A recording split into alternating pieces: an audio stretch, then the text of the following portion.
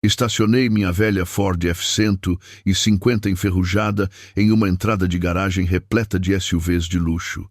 Eu era apenas um operário aposentado num bairro de milionários. Mas, ao caminhar até a porta da frente, vi meu neto de 18 anos encolhido no concreto, com os lábios azuis e tremendo em meio a uma nevasca, trancado do lado de fora enquanto sua família jantava o dia de ação de graças a 3 metros de distância. Eu não bati. Eu chutei a porta trancada, arrancando-a das dobradiças, e caminhei direto para a cabeceira da mesa. Meu genro riu e chamou a polícia para me prender por sequestro, mas quando os oficiais chegaram e viram o que estava escondido sob as mangas do meu neto, eles não colocaram as algemas em mim. Antes de contar exatamente o que a polícia encontrou no braço dele, me diga nos comentários de onde você está assistindo. E, por favor, inscreva-se no canal se você acredita que um pai de verdade protege sua família, custe o que custar. Horas antes, meu celular vibrou contra o plástico duro do painel. Era um som mecânico e agudo que cortava o ronco baixo da minha caminhonete em marcha lenta. Olhei para a tela. Era uma mensagem da minha vizinha, a Sra. Higgins. Ela estava sempre vigiando a rua de sua janela da frente, com seu gato empoleirado ao lado como uma sentinela. Vi carros da polícia nos Hendersons de novo, situação doméstica. Me fez pensar em você e nas preocupações com sua família. Encarei aquelas palavras enquanto meu velho motor engasgava ritmicamente na entrada da garagem. A vibração do motor viajava pelo assento e se instalava em meus ossos. Havia-se passado 6 meses desde que Sarah faleceu, mas minha mente ainda buscava o nome dela 100 vezes ao dia, como um membro fantasma que eu ainda podia sentir coçando. Sarah tinha aquela intuição de mãe que sempre me apavorava. Ela conseguia sentir o problema antes mesmo que ele virasse a esquina do nosso quarteirão. Ela costumava dizer: Elijah, você tem que escutar o silêncio, porque o silêncio te diz mais do que o barulho jamais poderia. Sentado ali na minha caminhonete na manhã de ação de graças, eu escutei o silêncio. Era pesado, era espesso, e estava me dizendo algo que eu não queria ouvir. A ansiedade apertando meu peito não era sobre os vizinhos, era sobre a queixa. Minha filha morava a 60 quilômetros de distância, numa casa que custava mais do que todo o meu quarteirão combinado. Ela era casada com Marcos, um homem que usava ternos que custavam 1 mês da minha pensão e sorria com a boca, mas nunca com os olhos. Sarah nunca gostou dele. Ela tentava esconder isso pelo bem de queixa, mas eu sabia. Eu sabia que ela ficava acordada à noite, olhando para o teto, preocupada com a maneira como Marcos falava com nosso neto Malik. Malik tinha 18 anos agora. Era um bom menino. Inteligente e quieto. Quieto até demais ultimamente. Na última vez que o vi, seus olhos pareciam velhos. Mais velhos do que 18 anos deveriam parecer. Agarrei o volante. O couro estava liso, desgastado por 40 anos de trabalho. Minhas mãos eram ásperas e calejadas, mãos que construíram carros na linha de montagem por 3 décadas. Eram mãos que consertavam fornalhas, trocavam pneus e construíam cercas. Mas elas não conseguiam consertar a sensação ruim no meu estômago. Olhei pelo para-brisa. O céu sobre Detroit tinha a cor de uma ameixa machucada, baixo, pesado e ameaçador. O homem do tempo disse que uma nevasca estava chegando, uma verdadeira tempestade de efeito lago que enterraria as estradas ao anoitecer. Eu deveria estar lá dentro também. Deveria estar assistindo aos Lions perderem mais um jogo na minha poltrona reclinável. Mas eu não conseguia ficar sentado naquela casa vazia, quieta demais, sem a Sarah cantarolando hinos gospel na cozinha. E cada vez que eu olhava para o telefone, sentia um puxão físico no peito me dizendo para dirigir. Vá vê-los, Elijah. Vá checar o menino.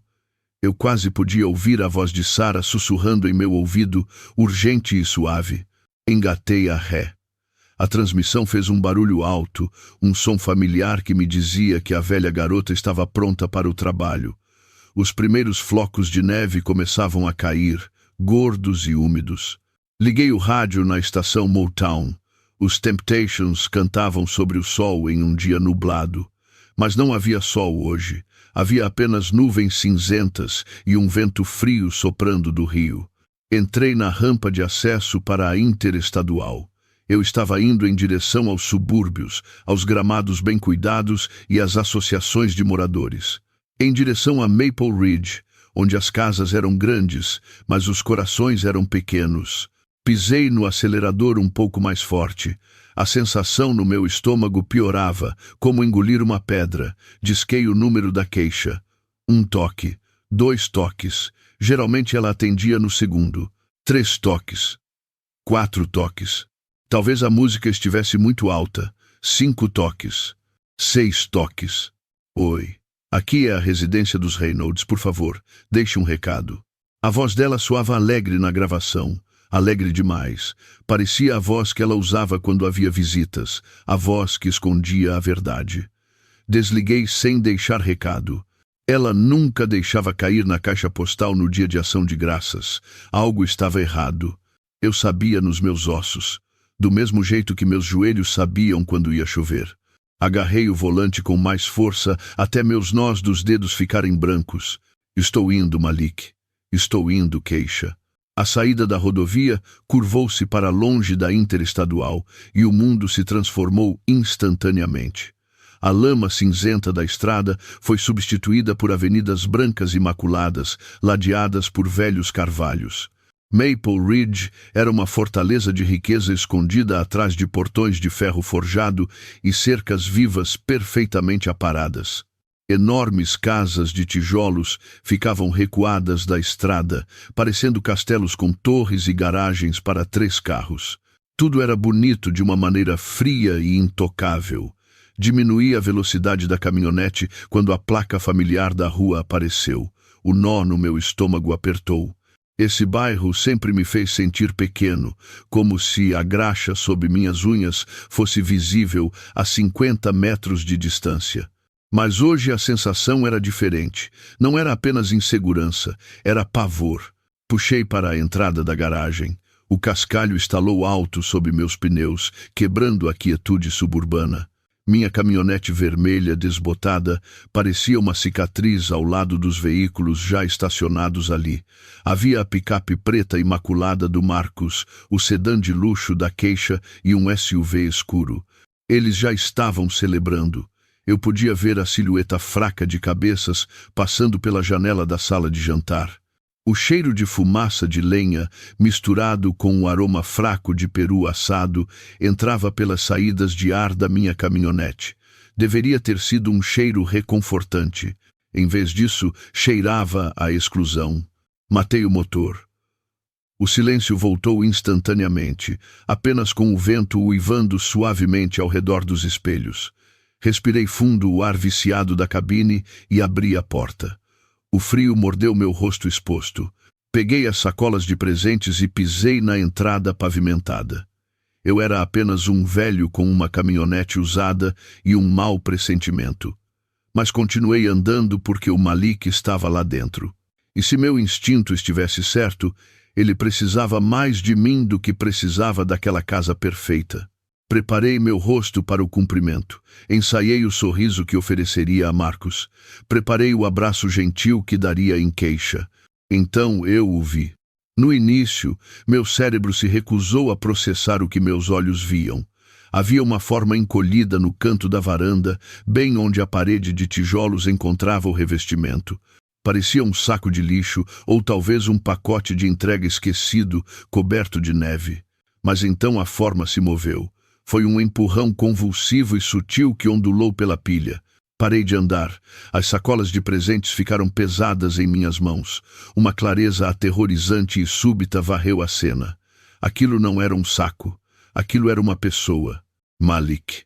Ele estava sentado nos degraus de concreto, com os joelhos puxados contra o peito.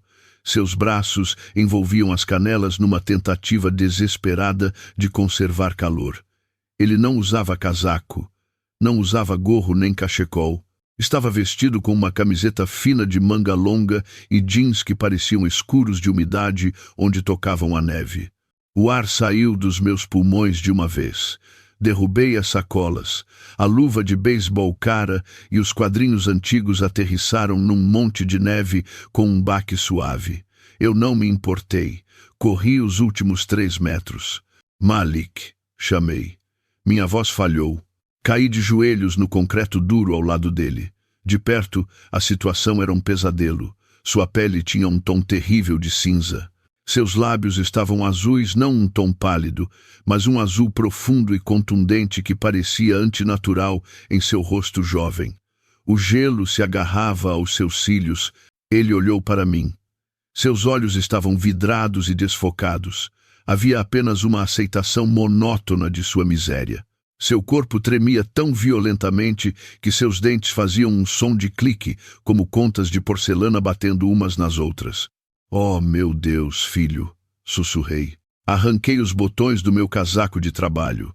Despi a jaqueta de lona pesada das minhas costas e a envolvi ao redor do meu neto. Ele parecia um bloco de gelo. Era como tocar em pedra. Malik, olhe para mim. Há quanto tempo você está aqui fora? Perguntei. Ele tentou falar. Os músculos de sua mandíbula trabalharam espasmodicamente, mas nenhuma palavra saiu. Apenas um som estrangulado, um gemido que rasgou meu coração em 2. Ajudei-o a se levantar. Suas pernas estavam rígidas. Temos que te levar para dentro, eu disse, guiando-o em direção à porta. Temos que te aquecer agora mesmo. Alcancei a maçaneta da porta da frente. O latão estava congelando sob minha mão. Girei a trinco. Não se moveu. Franzi a testa e torci com mais força. Estava trancada. Uma onda de confusão me atingiu, seguida imediatamente por uma onda de pura fúria incandescente. Encostei meu ouvido na madeira pesada. Através da porta grossa eu podia ouvir sons. Havia música tocando.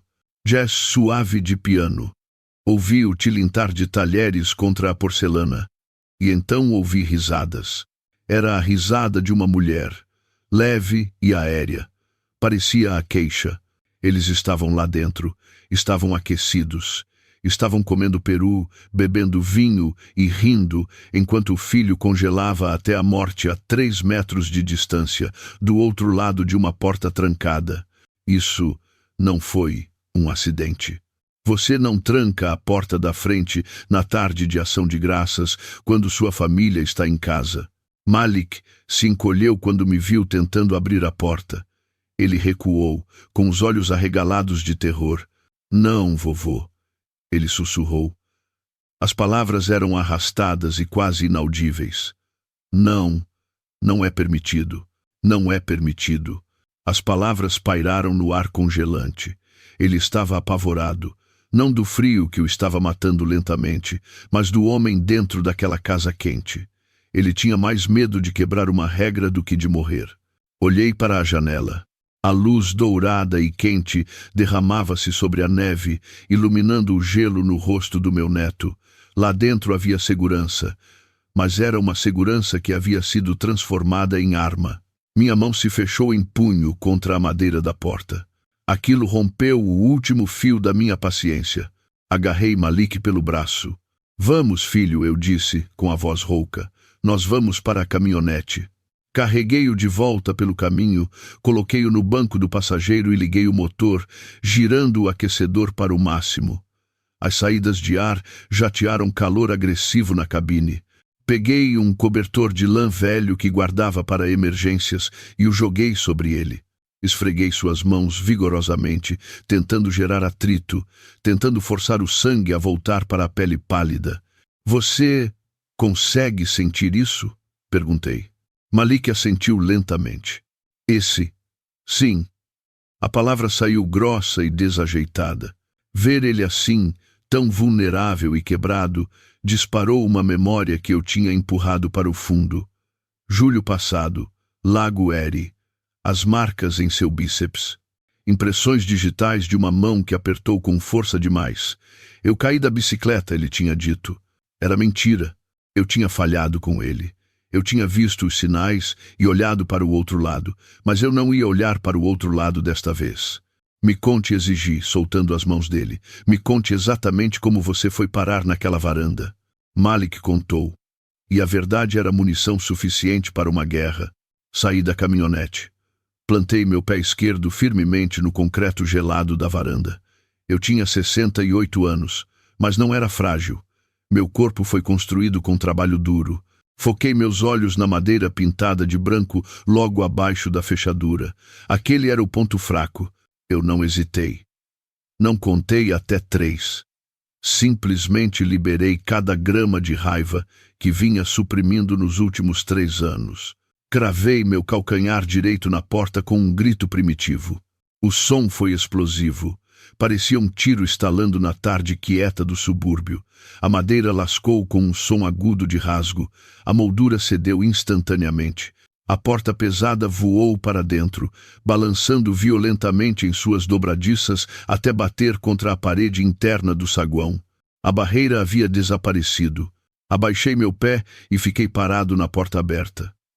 A lufada de ar que me atingiu era nauseantemente quente. Cheirava a peru assado, sálvia e velas caras. Cheirava a um santuário. Mas era um santuário construído sobre a crueldade. Ouvi a porta da caminhonete bater atrás de mim. Virei a cabeça levemente. Malik estava subindo a passarela congelada aos tropeços. Ele agarrava o cobertor de lã em volta dos ombros, escorregando na neve em sua pressa. Ele havia me desobedecido, deixado a segurança da cabine aquecida. Mas, ao ver a expressão em seu rosto, compreendi. Ele estava apavorado por mim. Ele achava que Marcos iria me machucar. Estava correndo para a cova dos leões para proteger seu avô. Vovô, espere! Ele ofegou ao alcançar a varanda. Ele parou ao meu lado na entrada arrombada. Éramos como 2 fantasmas assombrando o banquete. Um velho de camisa de flanela respirando com dificuldade e um menino trêmulo enrolado em um cobertor cinza. A neve rodopiava ao redor de nossos pés e invadia o corredor imaculado, derretendo no piso de madeira polida e deixando poças de lama escura que se espalhavam como tinta. Cruzei a soleira. Minhas botas pesadas faziam um som surdo e pesado na madeira cara. Eu não me importava com a sujeira. Não me importava com a corrente de ar gelada que deixava entrar. Caminhei direto pelo corredor em direção ao arco que levava à sala de jantar. A casa era de conceito aberto. Do saguão eu podia ver tudo. A sala de jantar estava banhada pelo brilho quente de um lustre de cristal. A mesa estava posta com uma toalha branca que parecia ter sido passada a ferro ali mesmo, sobre a mesa. Talheres brilhavam sob a luz. Taças de vinho de cristal cintilavam. Parecia uma página arrancada de uma revista de festas. Havia 6 pessoas sentadas à mesa. Marcos estava na cabeceira, de frente para o corredor. Ele segurava uma faca de trinchar e um garfo grande de servir, suspensos sobre um peru dourado que parecia absolutamente perfeito. Keisha estava sentada à direita dele, segurando uma tigela de purê de batatas. Maia, minha neta de 10 anos, estava sentada em frente a ela. Havia 2 outros adultos que reconheci vagamente como primos de Marcos. Estavam todos congelados. O estrondo da porta parara o tempo. Suas mãos estavam suspensas no ar, suas bocas ligeiramente abertas. Eles encaravam o corredor com olhos arregalados e perplexos. A música suave de piano jazz ainda tocava em alto-falantes ocultos, ondulando pela sala, indiferente à violência que acabara de ocorrer. A melodia alegre fazia o silêncio das pessoas parecer pesado e sufocante. Eles olharam para mim. Depois, seus olhos deslizaram para o menino parado ao meu lado. Olharam para Malik tremendo na corrente de ar que naquele momento sugava o calor de seu lar perfeito. Vi a confusão no rosto dos convidados. Eles não entendiam por que um adolescente congelado estava parado no corredor. Mas então olhei para Marcos. Não havia confusão nos olhos dele. Havia apenas choque, seguido rapidamente por um reconhecimento sombrio. Ele baixou a faca de trinchar lentamente. A lâmina clicou contra a travessa de porcelana. O som foi agudo e definitivo. Dei mais um passo para dentro da sala. Eu me sentia um gigante. Sentia como se a própria tempestade tivesse me seguido para dentro. Olhei para a comida, Olhei para o vinho, olhei para o calor, e então olhei para minha filha. Keisha empalideceu. A tigela de batatas em suas mãos tremia. Ela olhou de mim para Malik e via a vergonha lavar seu rosto. Foi um rubor vermelho que começou em seu pescoço e subiu até a raiz do cabelo. Ela sabia. Ela sabia exatamente o que aquilo parecia, porque sabia exatamente o que tinha permitido acontecer. O vento da porta aberta assobiava pelo corredor, fazendo as chamas das velas na mesa tremularem descontroladamente, dançando como espíritos nervosos. O guardanapo no colo de Maya voou para o chão. Eu não gritei no início. Apenas fiquei ali, pingando neve derretida no tapete persa deles, e deixei que olhassem para nós. Deixei que vissem o contraste, deixei que vissem a brutalidade do conforto deles. O centro de mesa era uma obra-prima de decepção culinária. Era um peru tão dourado e perfeitamente assado que parecia pertencer a um comercial. A pele estava esticada e glaseada com manteiga. Vapor subia da carne fatiada do peito em fitas delicadas que se curvavam em direção ao lustre. Aquela era a ave substituta. Aquela era a solução de $20 para o problema que estava, naquele momento, congelando até a morte na varanda da frente. Encarei aquele pássaro.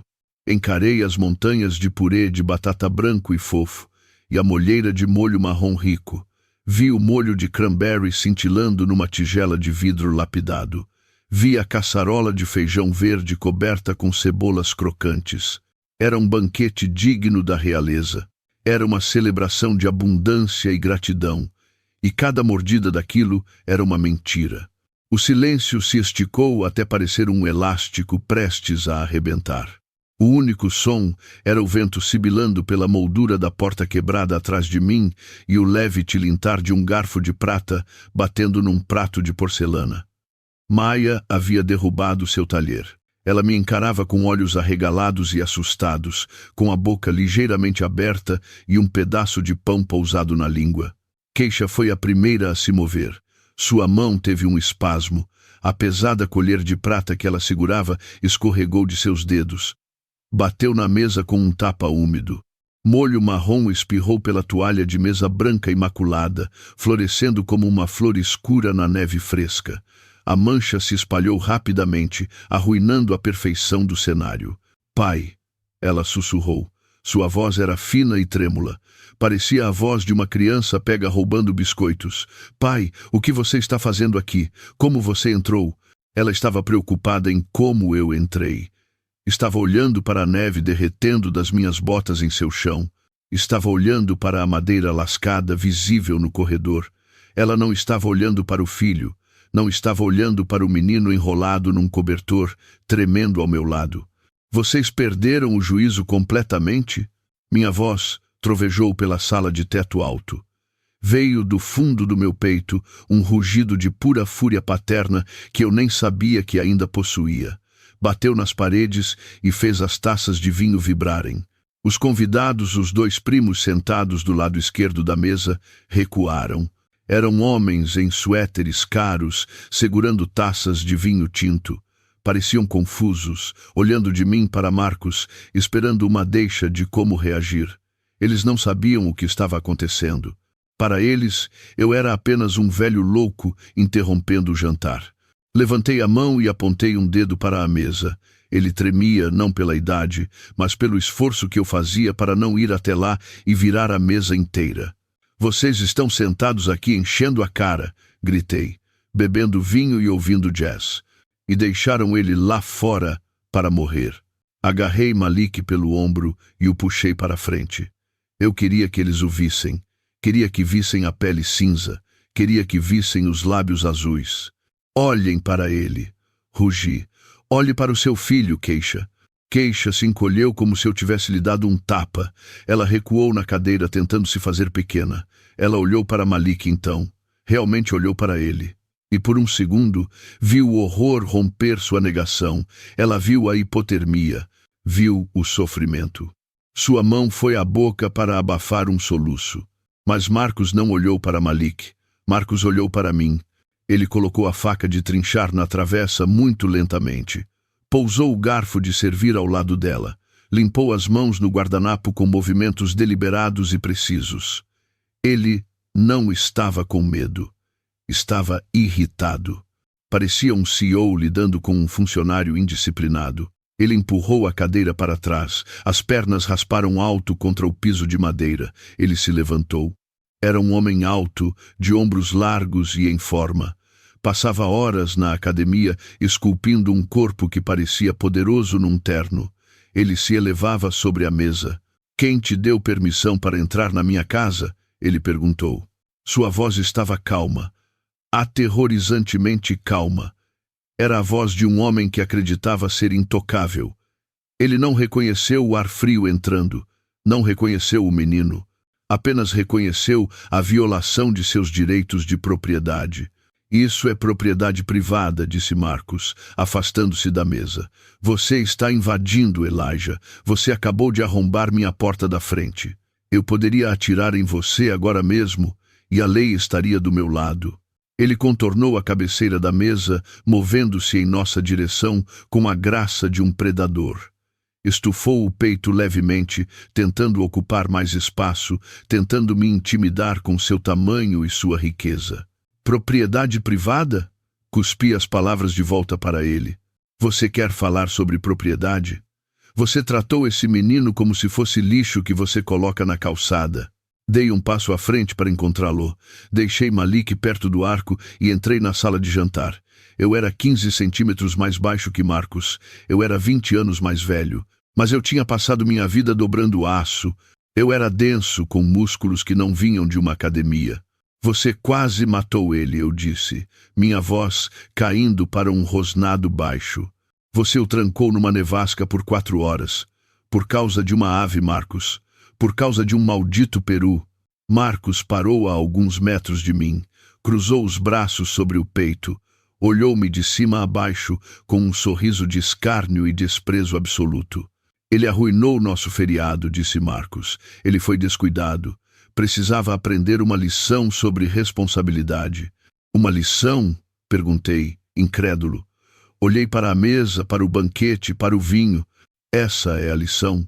Que vocês podem banquetear enquanto ele congela, que ele não faz parte desta família." "Ele não é meu filho", disse Marcos friamente. "Ele é um hóspede na minha casa, e hóspedes seguem regras. Se ele não consegue seguir instruções simples, então pode sofrer as consequências. Ele tem 18 anos. É um homem. Homens assumem responsabilidade por suas ações." Senti o sangue martelando em meus ouvidos. A arrogância era sufocante. Ele realmente acreditava que estava certo. Acreditava que tortura era uma técnica válida de paternidade. Acreditava que, porque pagava a hipoteca, era dono das pessoas dentro daquelas paredes. "E vocês?" perguntei, virando-me para os convidados. Os 2 primos pareciam desconfortáveis agora. Encaravam seus pratos, giravam o vinho nas taças. Sabiam que algo estava errado, mas eram covardes demais para falar. Estavam comendo a comida paga pelo tirano, então mantinham a boca fechada. "Vocês estão comendo a comida de um homem que abusa de crianças", eu disse a eles. "Espero que ela entale na garganta de vocês." Marcos deu outro passo em minha direção. Seu rosto começava a ficar vermelho. A fachada calma estava rachando. Ele não gostava de ser desafiado na frente de uma plateia. Não gostava de ter sua autoridade questionada em sua própria sala de jantar. "Saia", sibilou Marcos. "Pegue o garoto e saia antes que eu chame a polícia e mande te prender por invasão de domicílio." Eu ri. Foi um som seco e áspero, sem humor algum. "Chame eles", desafiei.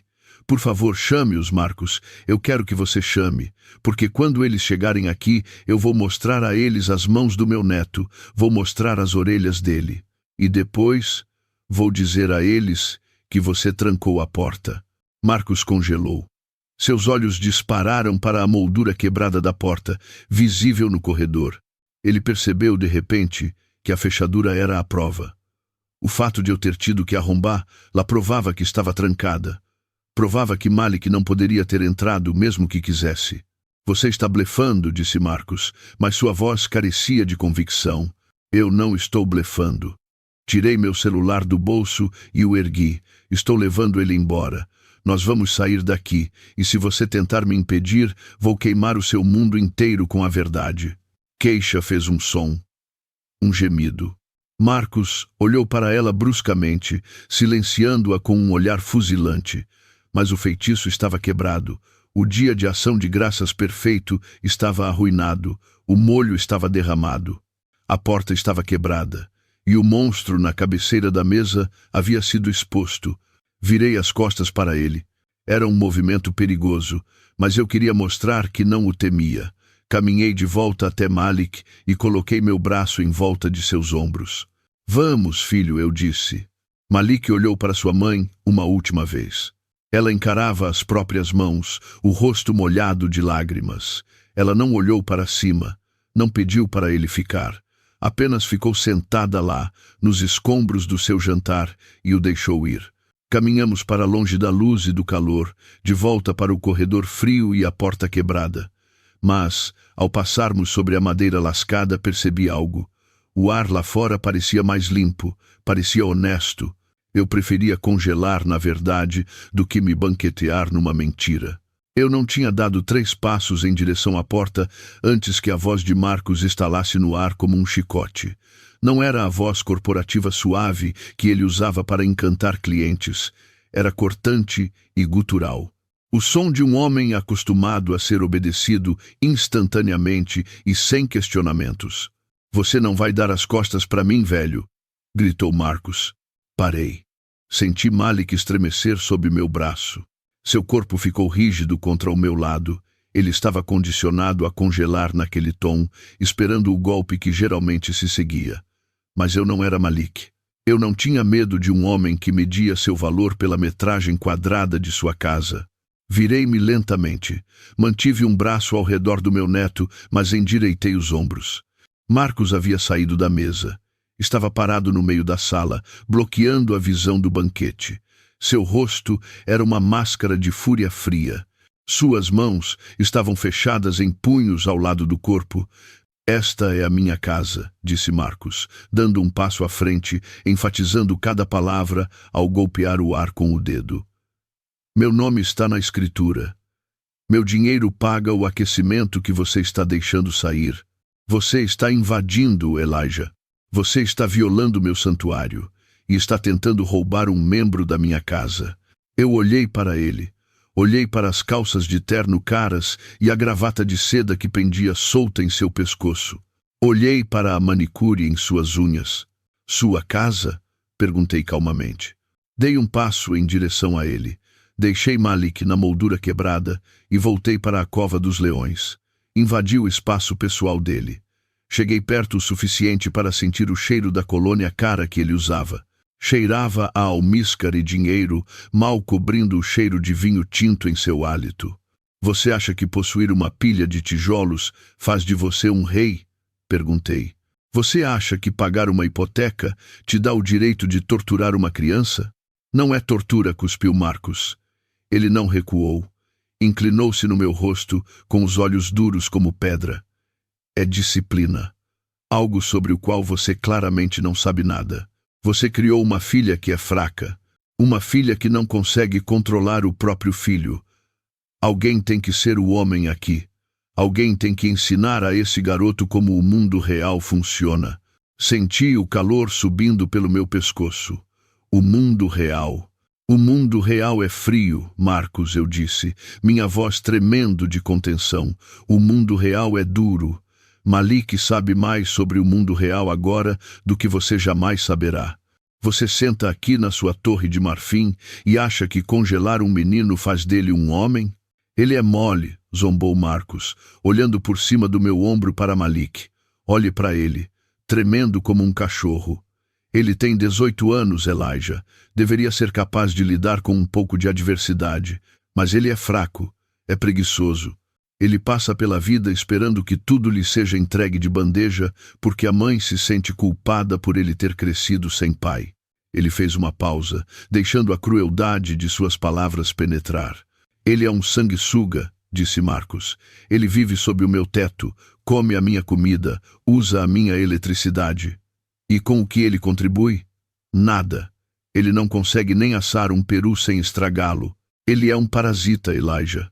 E parasitas precisam ser queimados. A palavra pairou no ar. Parasita. Ele estava falando de um menino que estava no quadro de honra da escola. Um menino que era voluntário na biblioteca. Um menino que nunca pediu um centavo a mais do que precisava. Marcos não via um filho.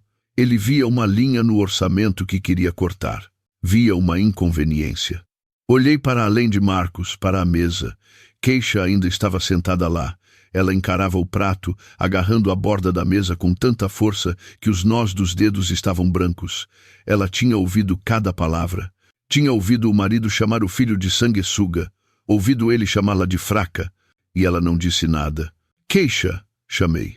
Ela não olhou para cima. Seus ombros se curvaram para frente, como se esperasse um golpe físico. Keisha, olhe para mim, ordenei. Lenta e dolorosamente, ela levantou a cabeça. Seus olhos estavam úmidos e vermelhos. O rímel escorria por suas bochechas em linhas pretas e irregulares. Ela parecia devastada. Mas, sob a devastação, vi algo pior. Vi rendição. É para isso que você assinou? Perguntei a ela, apontando um dedo para Marcos, que continuava me fuzilando com o olhar. Você casou com um marido ou contratou um carcereiro? Ele acabou de chamar seu filho de sanguessuga, Keisha. Ele acabou de admitir que o machucou de propósito. Você vai ficar aí sentada comendo as batatas dele enquanto ele cospe na sua carne e no seu sangue? Keisha abriu a boca. Seus lábios tremeram. Eu esperei. Esperei pelo fogo que eu sabia que ela costumava ter. Esperei pela garota que costumava debater comigo na mesa de jantar até meia-noite. Esperei a mãe se levantar e defender sua cria. Marcos virou a cabeça e olhou para ela. Ele não falou. Apenas olhou. Era um olhar de pura dominância. Era um aviso. Dizia, lembre-se de quem paga as contas. Lembre-se de quem te deu esta vida. Lembre-se do que acontece quando você me contraria. Keisha fechou a boca, olhou para a toalha de mesa, pegou o garfo. Sua mão tremia tanto que a prata chocalhou contra a porcelana. Ela pegou um pequeno pedaço de batata e mastigou mecanicamente. Ela tinha falhado. O medo era profundo demais. As algemas de ouro eram apertadas demais. Senti uma rachadura no meu coração que foi mais funda que o luto. Eu tinha perdido minha esposa para o câncer há 6 meses, mas hoje percebi que tinha perdido minha filha para algo muito mais insidioso. Eu a tinha perdido para a covardia. Olhei de volta para Marcos. Ele estava sorrindo. Era um sorrisinho triunfante. Ele sabia que a tinha vencido. Sabia que era dono dela tanto quanto era dono da casa, do carro e do peru. Viu só, Elijah? Disse ele suavemente. Ela sabe o lugar dela. Ela sabe quem provê para esta família. Agora saia da minha casa antes que eu mande te jogar para fora. Olhei para ele com pena. Realmente senti pena. Ele achava que era poderoso, achava que era um rei, mas era apenas um valentão em pé dentro de um castelo feito de cartas. Você está certo, Marcos, eu disse. Esta é a sua casa. Você a comprou. Você é o dono dela e você merece ficar sozinho nela. Virei-me. Não olhei para Keisha novamente. Eu não suportava vê-la comendo aquela comida. Era o pão da tristeza e ela o estava engolindo inteiro. Caminhei de volta até Malik e agarrei seu braço gentilmente. Vamos, filho, eu disse. Nós vamos embora e nunca mais voltaremos. Coloquei a mão no bolso da frente da minha camisa de flanela. Meus dedos se fecharam ao redor do meu celular. Ele parecia frio e duro contra a minha palma. Puxei-o lentamente, certificando-me de que o movimento fosse deliberado. Segurei-o no alto, para que a tela captasse a luz do lustre. Meu polegar pairou sobre o teclado. Você tem 30 segundos, eu disse. Minha voz estava mortalmente calma. Marcos riu. Foi um latido de descrença. 30 segundos para fazer o quê, Elijah? Zombou ele. Vai ligar para pedir uma carona? Precisa de um táxi para sair da minha propriedade? Você tem 30 segundos para pedir desculpas ao meu neto, declarei. Você tem 30 segundos para colocar um prato de comida quente na frente dele. 30 segundos para tratá-lo como um ser humano em vez de um cachorro vira-lata. Ou vou discar 3 números. E prometo a você, Marcos, a polícia ficará muito interessada em ouvir sobre o menor de idade que você colocou em perigo esta noite. Marcos parou de rir. Cruzou os braços sobre o peito e estreitou os olhos. Você não se atreveria, disse ele. Você está blefando, velho. Você sabe que se chamar a polícia, você destrói esta família. Sabe que se trouxer a lei para dentro da minha casa, estará cortando os laços com sua filha para sempre. Olhei para Keisha.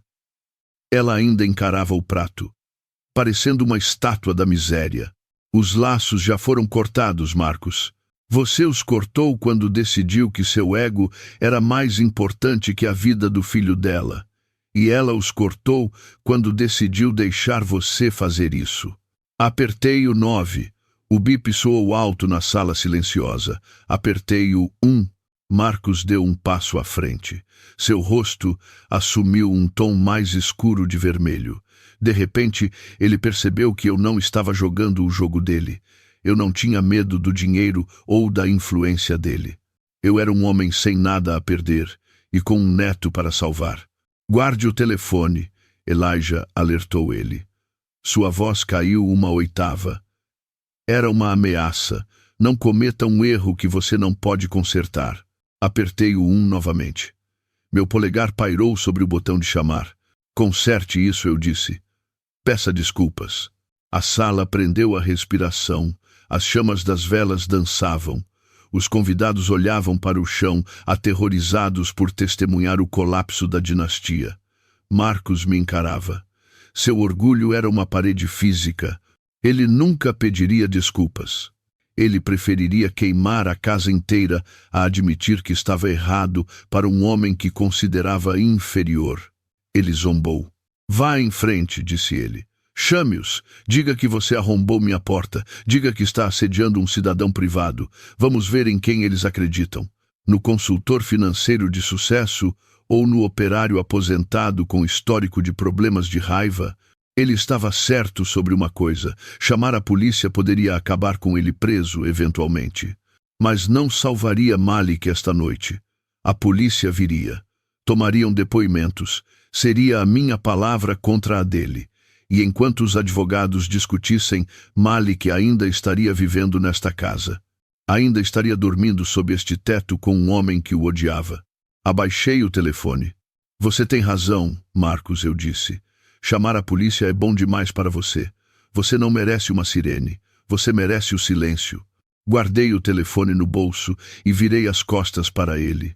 Olhei para Malik, que estava parado perto da porta quebrada, tremendo violentamente. Seus olhos estavam arregalados de pânico. Ele pensou que eu tinha desistido. Pensou que eu o deixaria lá. Mudança de planos, eu disse. Caminhei até ele e coloquei minhas mãos em seus ombros, olhando fundo em seus olhos. Vá para cima. Pegue sua mala. Arrume suas roupas. Pegue seus livros. Nós vamos embora. Malik piscou. Embora? Sussurrou ele. Mas para onde eu vou? Você vem para casa comigo, afirmei. Marcos rugiu. Ele avançou, agarrando o encosto de uma cadeira. Você não pode levá-lo, gritou. Ele mora aqui. Ele é residente desta casa. Você não pode simplesmente entrar aqui e sequestrá-lo. Sequestrá-lo? Perguntei, virando a cabeça. Ele tem 18 anos, Marcos. É um adulto legalmente. Ele pode ir para onde quiser. E ele certamente não quer ficar numa casa onde o preço da admissão é a hipotermia.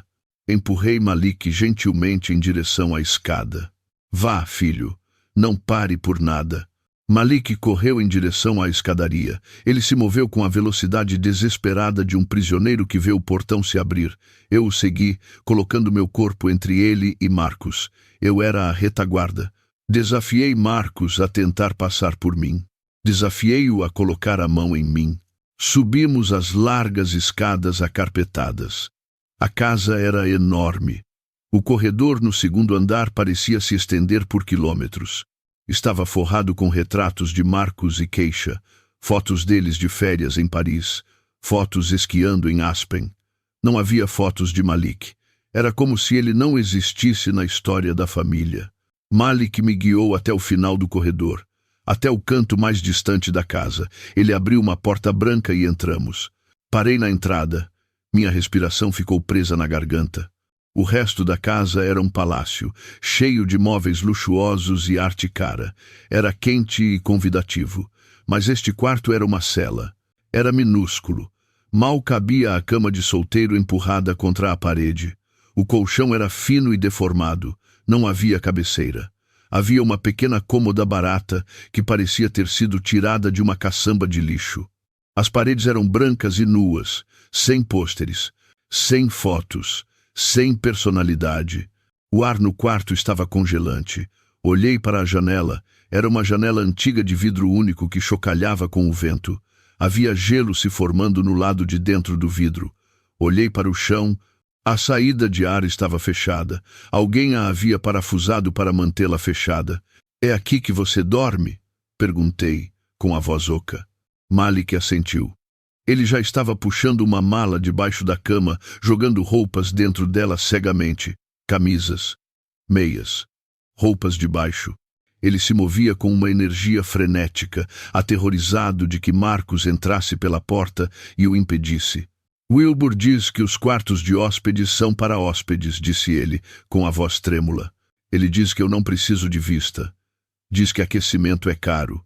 Meu coração se partiu tudo de novo. Olhei para a mesa no canto.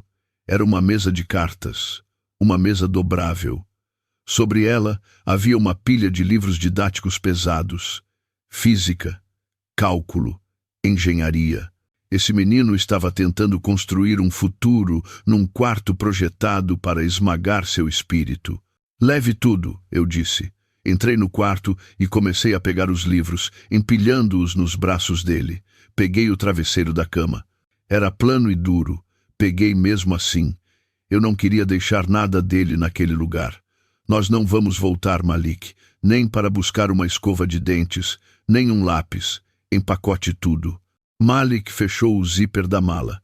Suas mãos tremiam tanto que ele errou o trilho 2 vezes. Ele olhou para mim. Seus olhos estavam cheios de lágrimas. "Vovô, a mãe não vem?" Olhei para o corredor vazio, escutei o som de passos na escada, escutei a voz de Keisha chamando pelo filho. Havia apenas silêncio. "Não, filho", eu disse suavemente, colocando a mão na cabeça dele. "Ela não vem, mas nós vamos, e é isso que importa." Caminhamos de volta pelo longo corredor, passando pelos retratos de um casal feliz que não existia. Malik carregava sua mala apertada contra o peito como um escudo. Eu caminhava atrás dele, mantendo meu corpo posicionado para bloquear qualquer movimento brusco vindo de baixo. A casa estava quieta agora, exceto pelo baque pesado de nossas botas nos tapetes felpudos. A música jazz finalmente havia parado, deixando um silêncio que parecia afiado e quebradiço. Marcos estava nos esperando no pé da escada. Ele estava parado com as pernas bem abertas e os braços cruzados sobre o peito. Parecia um segurança guardando uma boate em vez de uma figura paterna se despedindo. Seu rosto era uma máscara de raiva controlada, mas eu podia ver a veia pulsando em sua têmpora. Ele vibrava com a energia de um homem que havia perdido o controle de seu domínio. "Você está cometendo um erro enorme", Elijah disse Marcos, com a voz baixa e perigosa. "Se você sair por aquela porta com ele, mandarei te prender por sequestro antes da meia-noite. Eu tenho os melhores advogados da cidade. Vou te enterrar em honorários legais até você perder aquele barraco que chama de casa." Não parei de andar. Mantive uma mão no ombro de Malik, incentivando-o a seguir em frente. Olhei Marcos bem no olho quando chegamos ao último degrau. "Vá em frente e chame-os", eu disse calmamente. "Diga à polícia que você quer prestar queixa, mas certifique-se de contar a eles sobre a hipotermia também. Certifique-se de dizer que manteve um menor de idade do lado de fora em temperatura negativa sem casaco. Meu advogado pode ser um defensor público, Marcos, mas colocar uma criança em perigo é um crime que nem o seu dinheiro pode consertar." Marcos recuou. Ele sabia que eu estava certo. Ele se afastou não porque quisesse, mas porque não tinha outra carta para jogar. Ele nos viu passar com um olhar de puro veneno. Keisha estava parada junto ao arco da sala de jantar. Ela segurava um guardanapo na boca, com os olhos inchados e vermelhos. Ela olhou para Malik com uma expressão desesperada e suplicante.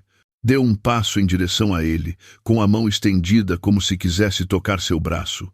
"Malik", sussurrou ela. "Querido, por favor, não faça isso. Esta é a sua casa. Podemos resolver isso. Podemos conversar amanhã, quando todos tiverem se acalmado." Malik parou. Ele olhou para sua mãe. Olhou para a mulher que o criara sozinha por 15 anos antes de conhecer Marcos. Olhou para a mulher que costumava cantar para ele dormir e enfaixar seus joelhos ralados. "Se você me amasse, mãe", disse ele, com a voz falhando sob o peso da verdade. "Se você realmente me amasse, não teria deixado ele fechar aquela porta." Keisha soltou um soluço que soou como algo se quebrando. Ela cobriu o rosto com as mãos. Ela não tinha resposta. Não havia resposta. A verdade pairava no ar entre eles, pesada e absoluta. Ela havia escolhido seu conforto em detrimento da segurança dele, e agora tinha que viver com o espaço vazio onde seu filho costumava estar. Passamos por ela. Passamos pelo jantar arruinado e pelos convidados chocados. Passamos por cima da madeira lascada da moldura da porta e saímos para a neve rodopiante. O ar frio nos atingiu instantaneamente, mordia nossos rostos e ardia em nossos olhos. Mas parecia diferente agora. Uma hora atrás, esse frio era uma prisão. Agora, parecia liberdade, parecia limpo. Lavava o cheiro de colônia cara e peru assado. Abri a porta do passageiro da minha caminhonete e joguei a mala de Malik no assoalho. Ajudei-o a subir. Ele ainda tremia, mas acho que agora era mais de adrenalina do que de frio. Bati a porta, selando-o dentro da cabine aquecida. Dei a volta para o lado do motorista. Olhei para a casa uma última vez. Pela grande janela da frente, pude vê-los. Marcos estava no saguão gritando com Keisha. Keisha estava encostada na parede, chorando. O retrato de família perfeito havia sido rasgado ao meio. Subi no banco do motorista e engatei a marcha. Os pneus giraram por um segundo na entrada escorregadia antes de ganharem tração. Saí de ré para a rua sem olhar para a casa novamente. Endireitei o volante e pisei no acelerador. A neve caía com mais força agora, cobrindo nossos rastros. Mantive os olhos na estrada, mas verificava o espelho retrovisor a cada poucos segundos. Meio que esperava ver a caminhonete preta de Marcos rugindo atrás de nós, com os faróis piscando na escuridão, vindo para reclamar sua propriedade. Mas a rua atrás de nós permaneceu vazia. Havia apenas os flocos brancos dançando no brilho vermelho das minhas lanternas traseiras. Estávamos sozinhos, estávamos nos movendo, estávamos escapando. A tensão dentro da cabine era espessa. Meu coração martelava contra minhas costelas. Eu tinha acabado de derrubar uma porta e roubar um menino. Eu tinha cruzado uma linha que nunca poderia ser descruzada. Mas, ao olhar para Malik, que encarava a janela com uma expressão de profundo alívio, eu sabia que faria tudo de novo. Eu derrubaria 1000 portas para mantê-lo seguro. Os pneus da Ford F-150 zumbiam num ritmo constante contra o asfalto manchado de sal da I-75, uma vibração baixa que parecia massagear a tensão para fora da cabine. Detroit erguia-se à distância, um aglomerado de silhuetas cinzentas contra o céu nevado, e pela primeira vez em horas senti meu aperto no volante afrouxar. Verifiquei o retrovisor novamente, estreitando os olhos enquanto examinava os faróis atrás de nós. Mas a grade agressiva do SUV de Marcos não estava em lugar nenhum. Estávamos sós. O único som era o zumbido do aquecedor jateando ar quente na cabine e a respiração superficial e trêmula do menino ao meu lado. "Você está bem aí?" perguntei, minha voz baixa e roncando como o próprio motor. Malik estava sentado com os joelhos puxados contra o peito, enterrado fundo no casaco Carhartt enorme que cheirava a graxa e hortelã-pimenta. Ele não respondeu imediatamente. Apenas continuou olhando pela janela enquanto os gramados bem cuidados dos subúrbios davam lugar às ruas mais apertadas e corajosas da cidade. O menino parecia mais jovem que 18 anos, despido de sua confiança, reduzido a uma criança trêmula por um homem que media valor em faixas de imposto. Eu não queria queimar, sussurrou Malik, com a voz falhando. Juro, vovô, eu só queria ajudar. Meu coração se contorceu, uma pontada aguda de tristeza que rapidamente endureceu em determinação. Alcancei o lado e cobri o joelho trêmulo de Malik com minha mão áspera e calejada. Esqueça o pássaro, eu disse com firmeza, mantendo os olhos na estrada. Aquele homem não te trancou do lado de fora por causa de um peru. Ele te trancou porque ele é pequeno e precisa fazer com que todos os outros se sintam menores só para sobreviver. Você me ouviu? Malik assentiu lentamente, limpando o nariz na manga do casaco. Ele olhou para o painel, seus olhos traçando os instrumentos. A distração servia como seu único remédio. O medidor de pressão do óleo está estável, murmurou Malik, mudando a conversa para algo lógico, algo seguro. Isso é bom para um motor tão velho. Eu sorri. Uma pequena rachadura na minha fachada estoica. Eu sabia que Malik tinha uma mente para máquinas, um dom para entender como as coisas funcionavam, mesmo que não conseguisse entender por que as pessoas eram cruéis. Ela é uma 99, eu disse, dando tapinhas carinhosos no painel. 500 mil quilômetros e ainda roda como nova. Sabe por quê? Porque você faz a manutenção, disse Malik. Uma fraca centelha de vida retornando aos seus olhos. Porque eu a respeito corrigir. Eu a escuto. Dou a ela o que ela precisa. E não a empurro além do limite só para me exibir. É assim que você trata as coisas que valoriza, filho. Lembre-se disso. Saímos da rodovia, a caminhonete rolando sobre os buracos familiares do meu bairro. Não era bonito como Maple Ridge. A neve aqui era cinza de fuligem. As casas eram próximas umas das outras, e cercas de arame substituíam as fronteiras invisíveis dos ricos. Mas, ao estacionar na entrada da minha modesta casa térrea de tijolos, ela me pareceu uma fortaleza. Era uma casa construída sobre 40 anos de turnos na fábrica, paga com suor e dor nas costas, mantida unida pela memória de uma mulher que amava ferozmente. Lar, eu disse, desligando o motor. O silêncio que se seguiu não foi pesado, foi pacífico. Saímos para o frio, mas esse frio era diferente. Não mordia. Parecia revigorante, honesto. Guiei Malik pela calçada, a neve estalando sob nossas botas. Destranquei a porta da frente. A chave de latão girou com um clique familiar que soava como segurança. Lá dentro, o ar estava viciado, mas quente, cheirando levemente a desodorante Old Spice e poeira de livros velhos. Estava bagunçado.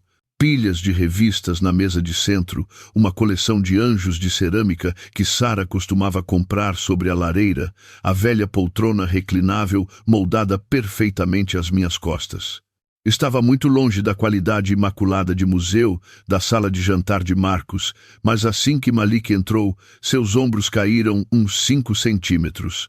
Ele exalou, um suspiro longo e trêmulo que parecia expelir o veneno das últimas 4 horas. Vá sentar perto do radiador, ordenei gentilmente, pendurando o casaco dele no gancho. Vou colocar comida em você. Não estou com fome, mentiu Malik, com o estômago roncando alto o suficiente para ser ouvido na cozinha. Eu o ignorei. Movendo-me para a pequena cozinha, com a eficiência de um homem que vivia sozinho há 6 meses. Eu não tinha uma equipe de buffet, nem um peru de 10 quilos. Eu tinha um pão de forma branco, um bloco de queijo cheddar e uma lata de sopa de tomate. Acendi o fogão a gás. A chama azul surgiu com um rush alegre. Passei manteiga no pão, a faca raspando ritmicamente, um som doméstico que preencheu a casa silenciosa. Enquanto a sopa fervia e o queijo quente chiava na frigideira de ferro fundido, observei Malik da porta. O menino estava olhando para uma foto emoldurada na parede, uma imagem de Sara segurando Malik quando ele era apenas um bebê. Ela estava radiante, com os olhos enrugados de pura alegria. Malik estendeu a mão, traçando o vidro com um dedo trêmulo. Ela teria despedaçado ele, disse Malik suavemente, sem se virar. Virei o sanduíche, o cheiro de pão tostado e manteiga derretida enchendo a cozinha. Concordei, com a voz embargada. Ela teria enfiado uma frigideira na cabeça dele e estaria certa em fazer isso. Servi a comida e coloquei na pequena mesa redonda no canto do café da manhã. Sente-se, eu disse. Malik sentou. Deu uma mordida no sanduíche, o queijo esticando, vapor subindo da sopa. Ele comeu como um homem faminto, o calor se espalhando de sua barriga para seus membros. Sentei-me à frente dele, observando-o comer, bebendo um copo de água. Por um momento, o mundo era simples novamente. Não havia riqueza, nem pobreza, nem crueldade. Apenas um avô alimentando seu neto. Você vai ficar bem, eu disse, inclinando-me para a frente. Você tem um teto aqui pelo tempo que precisar. E aquela inscrição para a faculdade que você estava falando. O programa de engenharia em Michigan. Nós vamos terminar isso. Malik olhou para cima, com sopa de tomate manchando o canto da boca. Marcos disse que eu não era inteligente o suficiente. Disse que eu seria reprovado em um semestre. Marcos é um tolo que acha que dinheiro compra inteligência, cuspi, a raiva queimando brevemente. Você consegue consertar um motor de olhos fechados. Você tem o coração da sua avó e as minhas mãos. Você vai construir pontes, enquanto aquele homem apenas as queima. Malik sorriu, um sorriso real desta vez, tímido, mas genuíno. Obrigado, vovô, disse ele. Não se agradece à família por ser família, respondi, pegando os pratos vazios. Agora vá se lavar, tem alguns cobertores no armário do cor. A frase morreu na minha garganta.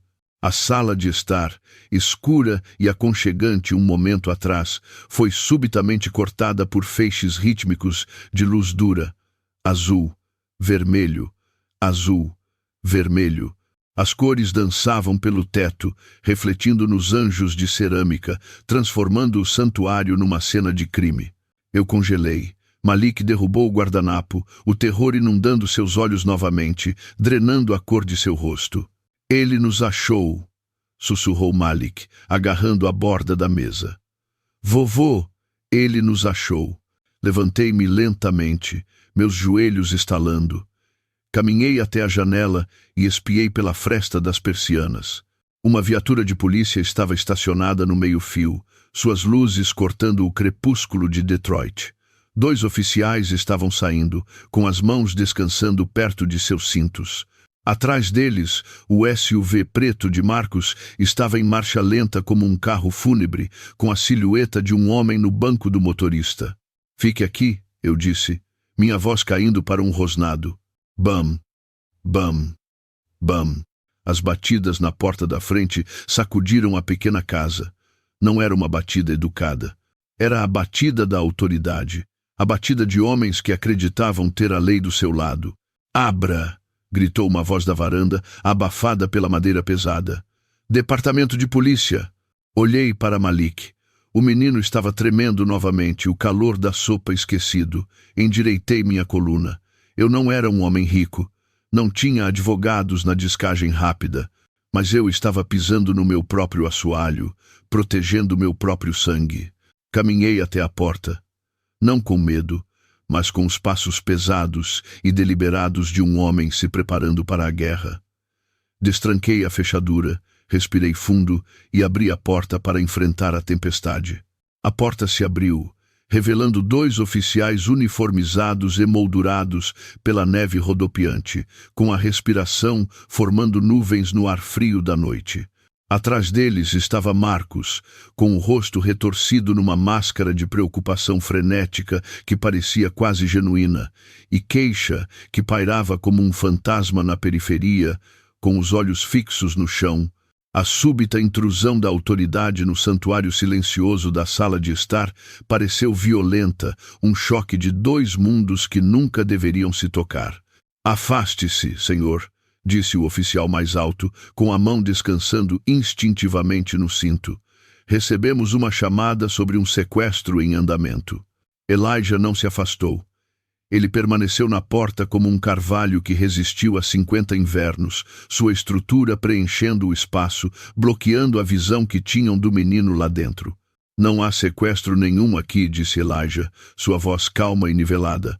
Apenas um avô cuidando do neto.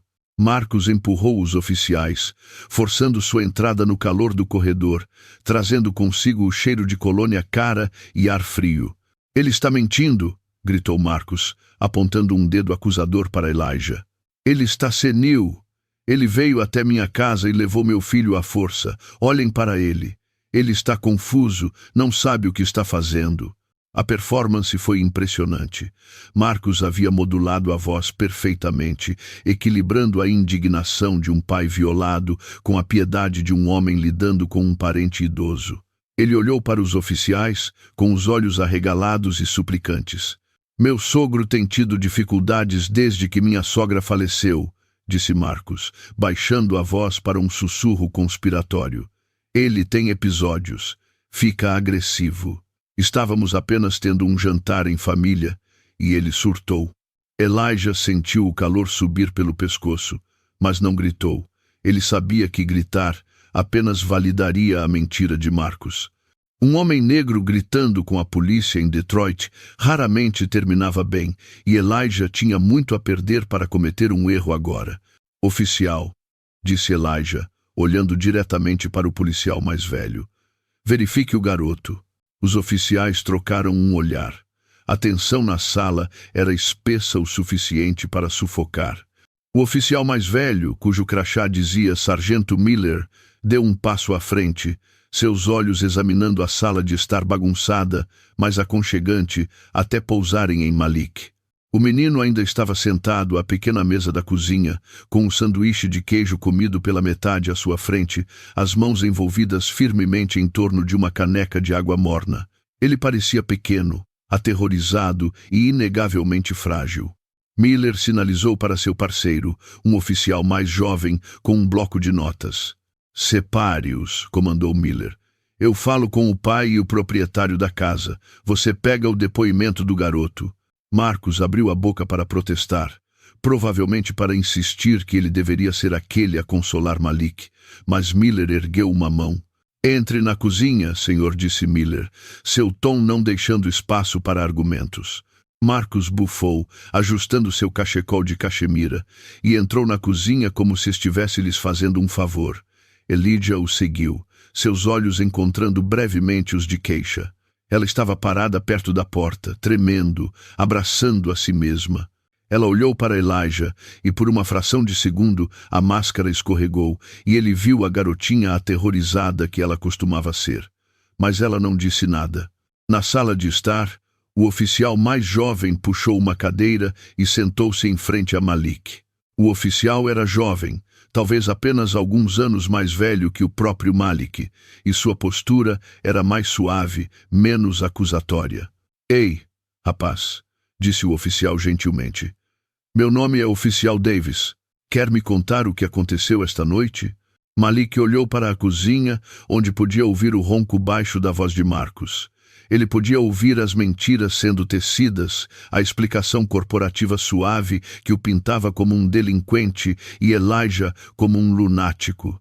O medo agarrou sua garganta, o velho condicionamento entrando em ação. A regra era simples. O que acontece em casa, fica em casa. Eu fui dar uma volta, gaguejou Malik, seus olhos disparando para o chão. O oficial Davis inclinou-se para mais perto, baixando a voz. Olhe para mim, filho, disse ele.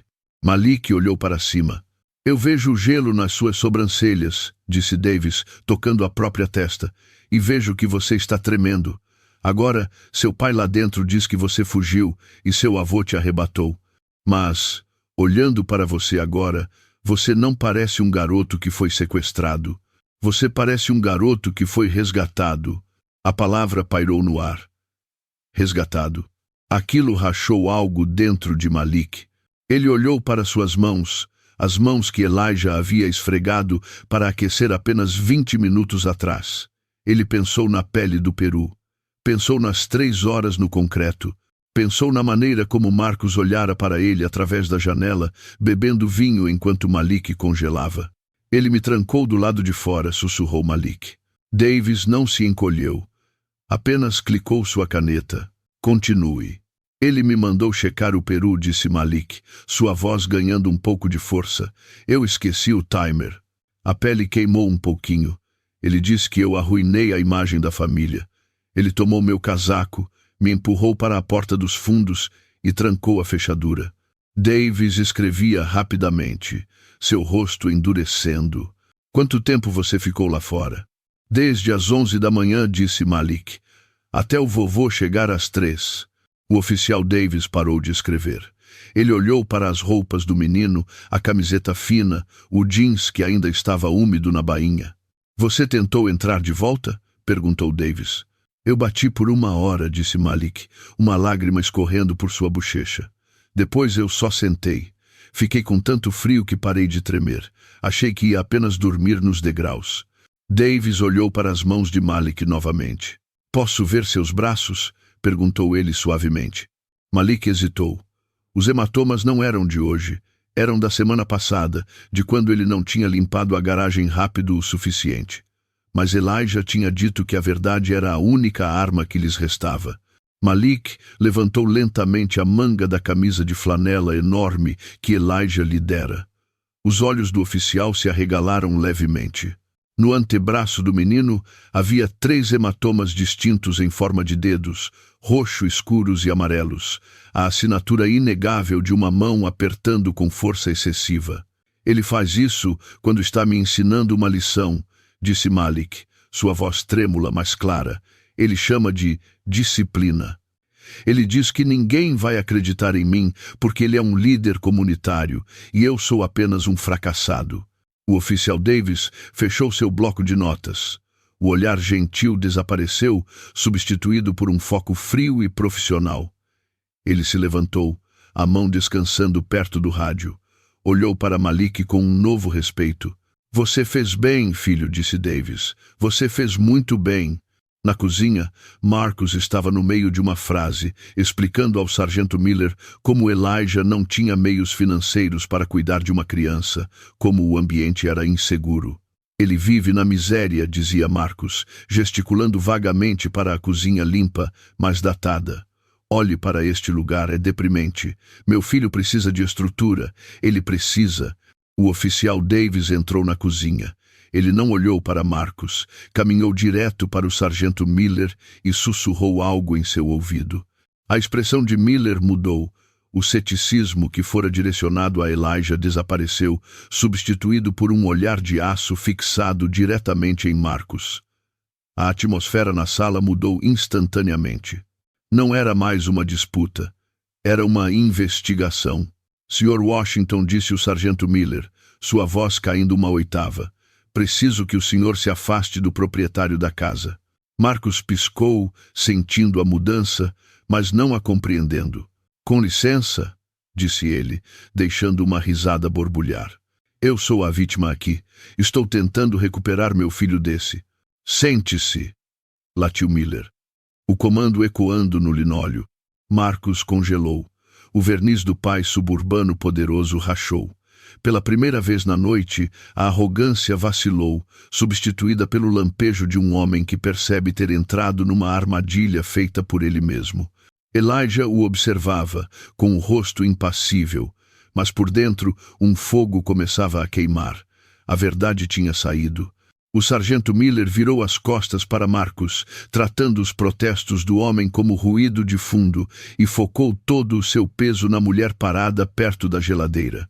Keisha estava tremendo, com os braços enrolados firmemente na cintura, como se tentasse segurar a si mesma fisicamente. Miller se aproximou, não agressivamente, mas com uma gravidade solene que exigia a verdade.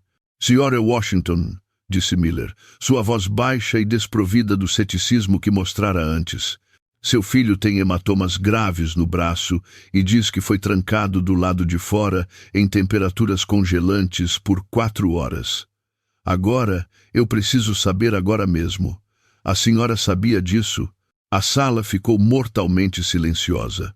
O único som era o zumbido da velha geladeira e o tic-tac rítmico do relógio na parede. Marcos se mexeu na cadeira, o couro rangendo agudamente. Ele não falou. Não precisava. Ele virou a cabeça levemente, fixando Keisha com um olhar que era mais afiado que uma faca. Era o olhar. Aquele que significava calada. Aquele que significava conserte isso imediatamente. Aquele que prometia consequências que aconteceriam a portas fechadas, onde nenhuma polícia poderia ver. Keisha sentiu o peso esmagador daquele olhar. Ele a controlara por 5 anos. Ditara o que ela vestia, com quem falava e como criava seu filho. Prometera a ela uma vida de conforto e status social em troca de sua submissão absoluta. Ela abriu a boca, a mentira já formada na língua, o roteiro ensaiado sobre Malik ser difícil e desajeitado, sobre como eles estavam apenas tentando ajudá-lo a crescer. Então, ela olhou para além de Miller. Olhou através da porta estreita para a sala de estar. Elijah estava lá, sólido como uma montanha, com o rosto marcado por uma tristeza que a cortou mais profundamente que a raiva, e atrás dele, espiando, estava Malik. Ele não estava olhando para o chão, estava olhando para ela. Seus olhos não estavam com raiva, apenas esperavam. Ele estava esperando para ver se ainda tinha uma mãe ou se tinha apenas a esposa de Marcos. Estava esperando para ver se ela era a mulher que costumava cantar para ele dormir ou a estranha que o assistira congelar através de uma janela. Algo dentro de Keisha, algo que ela pensava ter sido sufocado anos atrás sob camadas de medo e tecido caro, estalou. Foi uma sensação dolorosa de rasgo no peito, mas parecia ar. Ela respirou fundo, e o gosto era de Detroit, da casa de seu pai, da verdade. Ele escondeu as chaves, sussurrou Keisha, sua voz quase inaudível. Marcos levantou-se tão rápido que sua cadeira raspou alto contra o linóleo, um guincho áspero que fez todos pularem. Keisha, não se atreva, sibilou ele, a máscara completamente caída agora, substituída por puro veneno.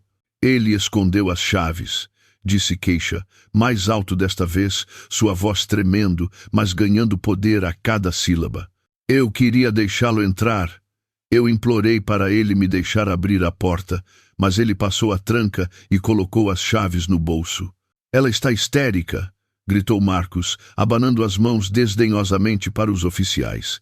Ela está sem os remédios. Ela não sabe o que está dizendo. Não a escutem. Eu não estou louca, gritou Keisha, as lágrimas finalmente transbordando, quentes e rápidas. Estou apavorada. Estou apavorada de você, Marcos. Estou cansada de ver você machucar meu filho porque você é fraco demais para ser um pai de verdade.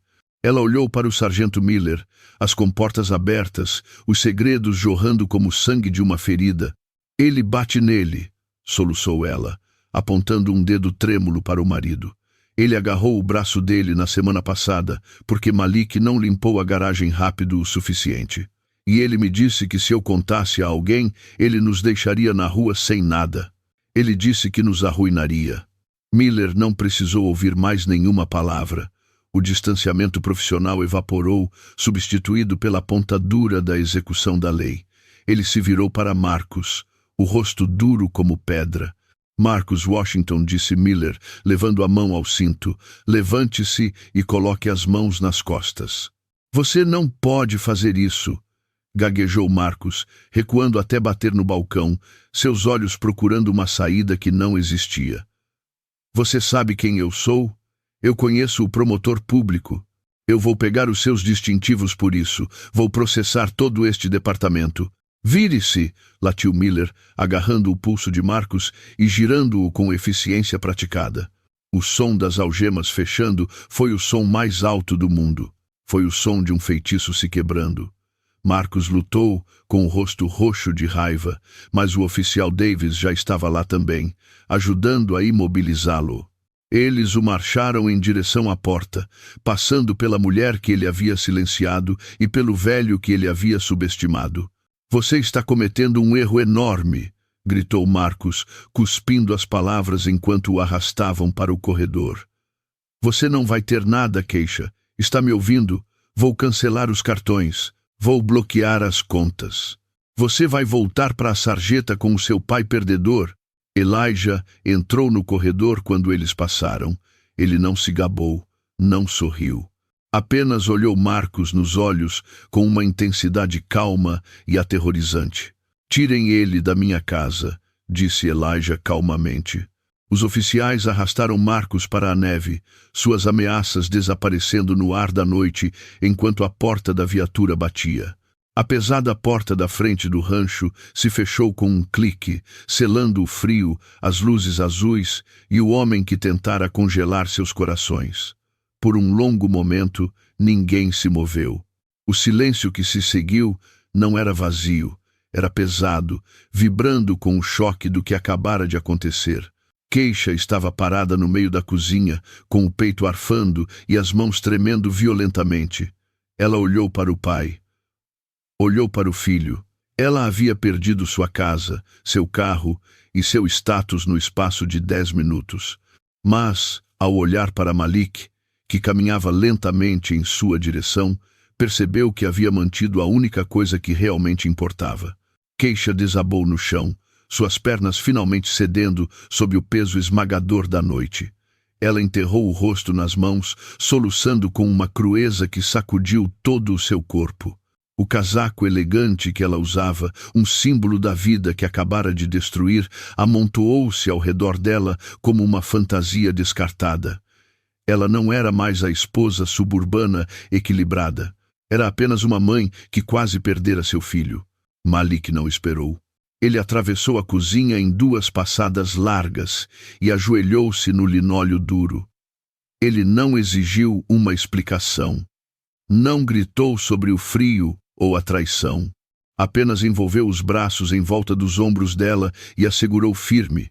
O menino que estava congelando numa varanda 1 hora atrás era agora a coisa mais quente da sala. "Me desculpe", chorou Keisha, sua voz abafada contra a camisa de flanela dele. "Eu estava com tanto medo, Malik. Sinto muito."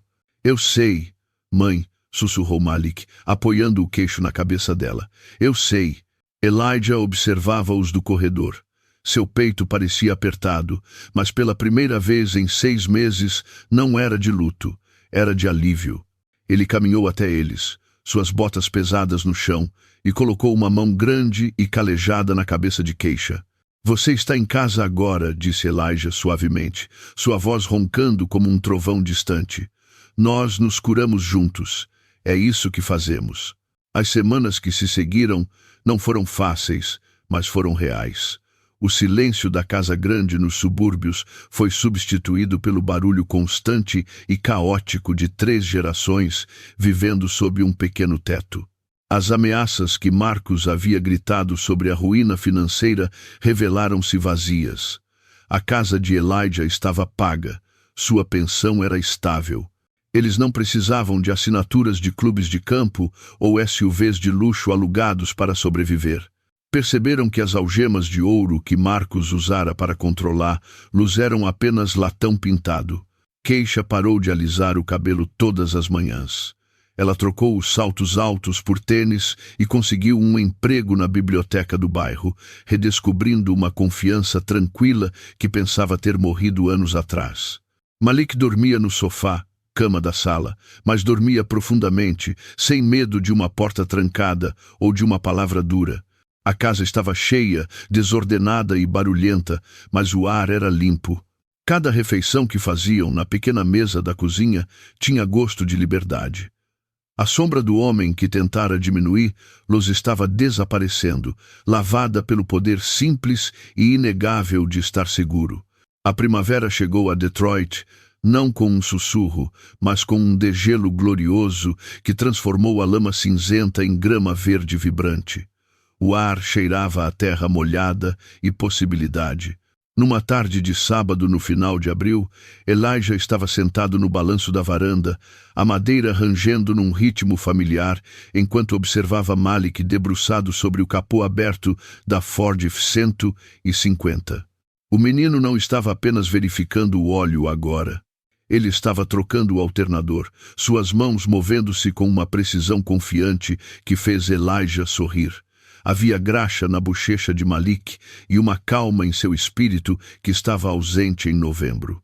O carteiro subiu à entrada, agitando um envelope branco grosso no ar como uma bandeira de rendição. Malik limpou as mãos num pano e pegou a carta. Ele não a abriu imediatamente. Olhou para o endereço do remetente, Faculdade de Engenharia da Universidade de Michigan.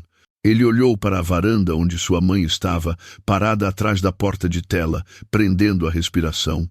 "Abra!" gritou Elijah, inclinando-se para a frente no balanço. Malik rasgou a tira do topo. Puxou o pacote. Leu a primeira linha, depois leu de novo. Ele não gritou, apenas soltou um suspiro longo e trêmulo e olhou para Elijah. "Eu entrei", disse Malik, com a voz quieta de admiração. "Bolsa integral, vovô." Queixa irrompeu pela porta de tela, quase derrubando o menino com um abraço feroz e cheio de orgulho. Ela estava chorando, mas essas eram as lágrimas boas, o tipo que lava a poeira de anos difíceis. Elijah não se levantou. Ele apenas assentiu, um nó se formando em sua garganta. Ele olhou para a caminhonete, depois para o menino, e soube que o ciclo estava quebrado. A corrente de abuso e controle que Marcus tentara forjar estava despedaçada, substituída por um legado de trabalho duro e amor honesto.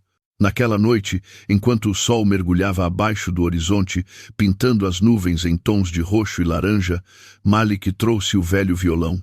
Pertencia a Sarah. Havia juntado poeira no sótão por anos, doloroso demais para tocar, mas esta noite parecia certo. Malik sentou-se nos degraus, afinando as cordas, com o ouvido voltado para o instrumento com o mesmo foco que dava a um motor. Ele começou a tocar. Não foi perfeito, mas foi lindo. Os acordes flutuaram no ar fresco da noite, misturando-se com os sons da cidade. Queixa sentou-se no balanço ao lado do pai, com a cabeça apoiada no ombro dele. Elijah fechou os olhos. Por um momento, ele quase pôde sentir o perfume de Sarah, quase pôde ouvi-la cantarolando junto. Ele percebeu então que não tinha apenas salvado um menino do frio. Ele havia salvado um futuro, havia protegido a música. Marcus tinha uma casa grande e vazia e uma conta bancária cheia de alavancagem, mas estava sozinho. Elijah tinha uma varanda barulhenta, uma caminhonete velha e uma família que conhecia o som do seu coração. Ele olhou para o neto, tocando uma canção de liberdade sob as estrelas de Detroit, e soube que era o homem mais rico do mundo. Muitas vezes confundimos uma casa com um lar, acreditando que móveis caros e gramados bem cuidados são os marcadores de uma vida de sucesso. Mas, como vimos, uma mansão pode ser o lugar mais frio da terra se os corações lá dentro estiverem congelados pelo controle e pelo ego. A verdadeira riqueza não é medida pelo tamanho da sua mesa de ação de graças, mas pela segurança e amor compartilhados ao redor dela. A verdadeira força não é fazer os outros se sentirem pequenos para aumentar seu próprio orgulho. É ter a coragem de derrubar portas quando sua família precisa de você. Nunca troque sua dignidade por conforto, porque o preço é sempre alto demais. Se você acredita que vale a pena lutar pela família, clique no botão de curtir e inscreva-se para mais histórias sobre justiça verdadeira.